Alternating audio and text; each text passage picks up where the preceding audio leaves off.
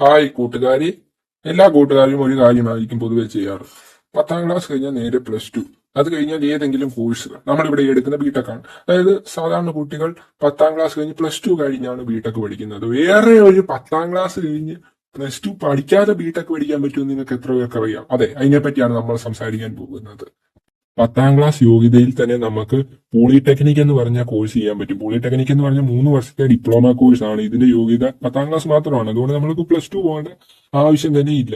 നമ്മളിപ്പം 10ാം ക്ലാസ് കഴിഞ്ഞ് പോളിടെക്നിക് പഠിച്ച് പാസ്സാവുകയാണെങ്കിൽ നമുക്ക് ബിടെക് പഠിക്കാൻ പറ്റും. +2 പഠിക്കേണ്ട ആവശ്യമില്ല. വേറൊരു പ്രത്യേകത എന്താന്ന് വെച്ചാൽ നമ്മൾ ബിടെക് എന്ന് പറഞ്ഞാൽ 4 വർഷത്തെ കോഴ്സാണ്. പക്ഷേ പോളിടെക്നിക് പാസ്സാകുന്ന കുട്ടികൾക്ക് ബിടെക് എന്ന് പറഞ്ഞാൽ 3 വർഷം മാത്രം പഠിച്ചാൽ മതി.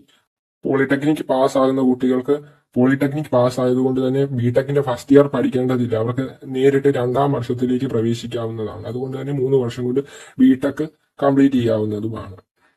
10ാം ക്ലാസ് കഴിഞ്ഞ് +2 പഠിച്ചിട്ട് ബിടെക് പഠിച്ചാലും 10ാം ക്ലാസ് കഴിഞ്ഞിട്ട് പോളിടെക്നിക് കഴിഞ്ഞിട്ട് ബിടെക് പഠിച്ചാലും 6 വർഷം കൊണ്ട് തന്നെയാണ് ബിടെക് കംപ്ലീറ്റ് ആകുന്നത്. അതുകൊണ്ട് സമയവ്യത്യാസം ഉണ്ടെന്ന് നിങ്ങൾ പേടിക്കേണ്ട ആവശ്യമില്ല.